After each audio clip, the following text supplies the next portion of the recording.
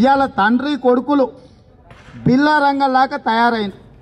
ఈ రాష్ట్రాన్ని బట్టి దోపిడీ చేసుకోవడానికి కేసీఆర్ కేటీఆర్ ఇద్దరు కలిసి బిల్లా రంగంలాగా రాష్ట్రం మీద పడి దోసుకోవాలనుకుంటున్నారు.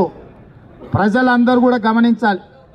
బాధ్యతాయుతమైన ప్రధాన రాజకీయ పార్టీ అధ్యక్షుడు నేను ఓడిపోతే ఫామ్ హౌస్లో పండుకుంటా అంటున్నాడంటే ఇది ప్రజాస్వామ్యాన్ని వెక్కిరించడమే కాదా? ఒకవేళ ఓడిపోతే ఇంకా ఎక్కువ ప్రజలకు అండగా ఉండాలి, ప్రజల తరఫున పోరాటం చేయాలి. రాష్ట్రంలో గిరిజనులకు కానీ, దళితులకు కానీ, మైనారిటీలకు కానీ, బడుగు బలైన వర్గాలకు అన్యాయం జరిగినప్పుడు ప్రధాన ప్రతిపక్ష పార్టీగా చంద్రశేఖరరావు గారు అక్కడికి వెళ్ళి ఆ ప్రజలకు అండగా నిలబడాలి. నువ్వు ఆ పని మానేసి నేనెళ్ళి ఫామ్ హౌస్లో వండుకుంటా అంటే ఎవరిని బెదిరిస్తున్నావు? నీ కొడుకేమో విదేశాలకు పారిపోతా అంటున్నాడు.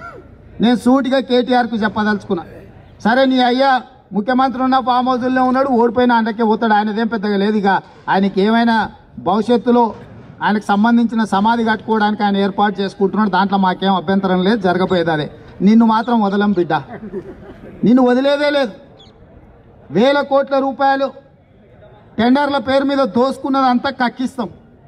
నువ్వు పారిపోతే ఈ వేల కోట్లు ఎక్కడికి? పేద ప్రజల ధనాన్ని అంతా నువ్వు దోసుకొని విదేశాలకు చెక్కేస్తా అంటే వదులుతామా? ఈ లోపల పారిపోకుండా ఉండడానికి పోలీస్ అధికారులకు, ఎయిర్పోర్ట్ అధికారులకు, ఎన్నికల నిర్వహణ అధికారులకు నేను విజ్ఞప్తి చేస్తున్నా, కేటీఆర్ గారి పాస్పోర్ట్ గుంజుకొని లోపల దాచిపెట్టాలి. ఎయిర్పోర్ట్లో రెడ్ అలర్ట్ ప్రకటించాలి. ఆర్థిక నేరగాడు కేటీఆర్.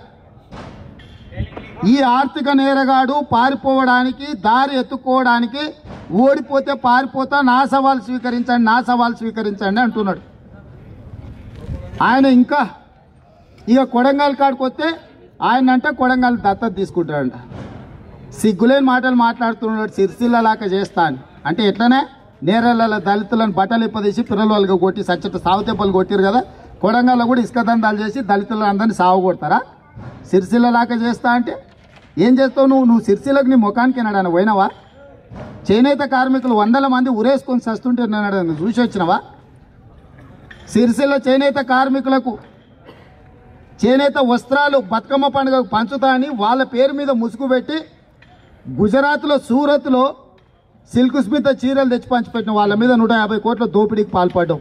అంటే రేపు కొడంగల్ పేదరికం మీద కూడా నువ్వు దోసుకొని తింటావా? ఇక ఆయన అంట కొడంగల్ ప్రజలకు కృష్ణా జలాలు తెచ్చి కాళ్ళు కడుగుతాడంట. ఈ వీడియో మీకు నచ్చినట్టయితే లైక్ చేయండి, షేర్ చేయండి. మరిన్ని ఇంట్రెస్టింగ్ వీడియోస్ చూడడానికి మా ఛానల్ కు తప్పక సబ్స్క్రైబ్ అవ్వండి.